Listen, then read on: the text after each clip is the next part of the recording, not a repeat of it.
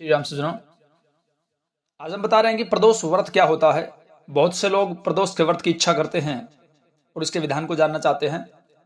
प्रदोष व्रत क्या होता है, कैसे किया जाता है, इसका फल क्या है, कब आता है ये व्रत और किन प्रकार के पापों का नाश करता है, उनकी विधि क्या है, नियम क्या रहते हैं इसके अंदर, भोग किसका लगाया जाता है, क्या हम ग्रहण करते हैं और क्या उसका नियम होता है, इन सभी बातों को हम जानेंगे। कैसे हमें करना चाहिए, कब शुरुआत करनी चाहिए। सबसे पहले जान लेते हैं कि प्रदोष व्रत आखिर है क्या। प्रदोष व्रत जो है भगवान शिव के निमित्त किया जाता है।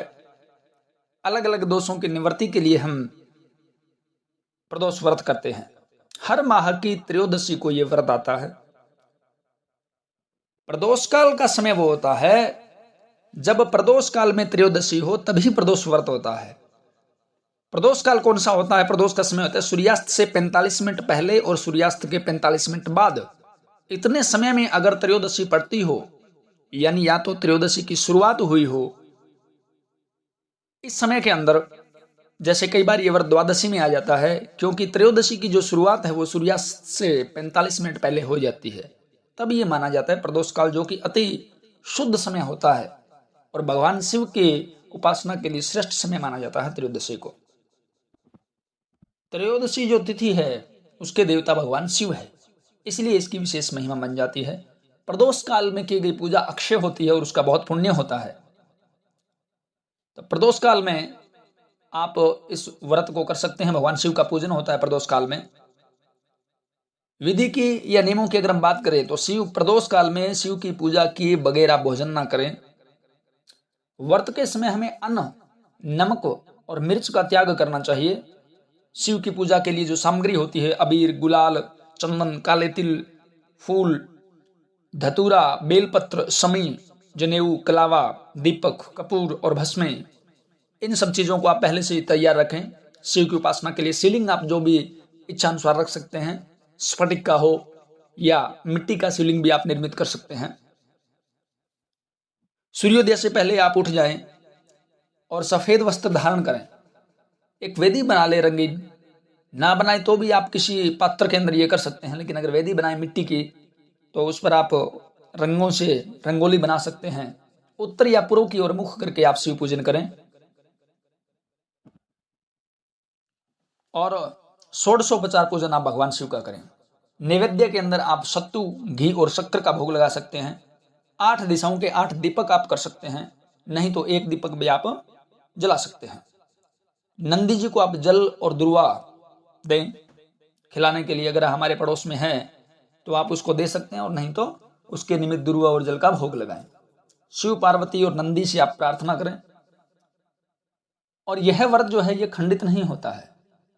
अगर कोई स्त्री के अशुद्धि आ जाती है या कोई सूतक पातक आ जाता है तो भी उसमें खंडित नहीं माना जाता है। उसको छोड़कर हम आगे अगर व्रत को करें तो ये व्रत खंडित नहीं होता है।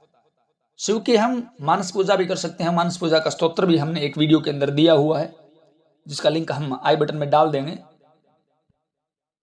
प्राचीन कथा की अगर बात करें तो चंद्रमा की 27 पत्नियों में से रोहिणी से वो सबसे ज्यादा प्रेम करते थे। तो बाकी है वो इससे बड़ी रुष्ट हुई। उन्होंने उसे श्राप दिया चंद्रमा को कि उसे कुष्ठ रोग हो जाए। चंद्रमा को कुष्ठ रोग हुआ। अब वो देवताओं के पास गए। देवताओं की सलाह के ऊपर उन्होंने शिवलिंग की स्थापना की चंद्रमा ने, जिससे उनका जो रोग है वो त्रयोदशी को ठीक हो गया था।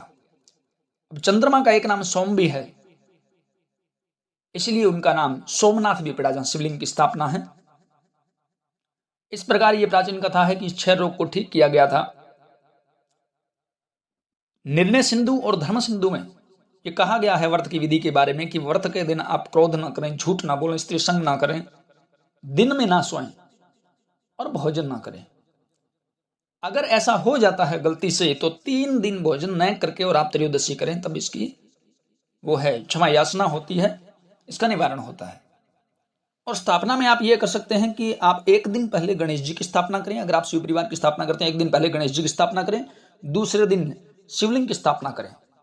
और इस प्रदोष काल में आप रुद्राभिषेक भी कर सकते हैं। इसको अलग अलग नामों से क्यों जाना जाता है? रवि प्रदोष होता है क्योंकि सूर्य का वार है। अगर रविवार को त्रयोदशी तिथि पड़ती है तो इसको रवि प्रदोष या भानु प्रदोष व्रत कहा जाता है। और यह व्रत जो यश के लिए, लंबी उम्र के लिए और कुंडली में सूर्य जनित दोषों की निवृत्ति के लिए किया जाता है। सोम प्रदोष व्रत सोमवार को त्रयोदशी हो, अगर कुंडली में चंद्रमा खराब हो, शांति के लिए और संतान के लिए सोम प्रदोष व्रत किया जाता है।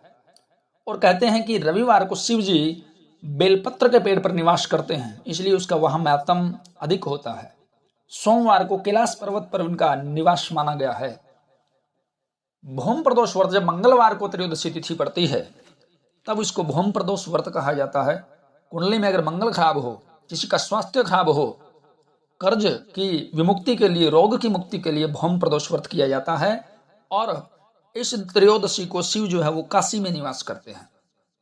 बुधवार को त्रयोदशी हो, इसको हम शिक्षा के लिए, ज्ञान के लिए और मनोकामना की पूर्ति के लिए इस व्रत को करते हैं। और इस दिन शिव जो होते हैं वो रजत भवन में निवास करते हैं।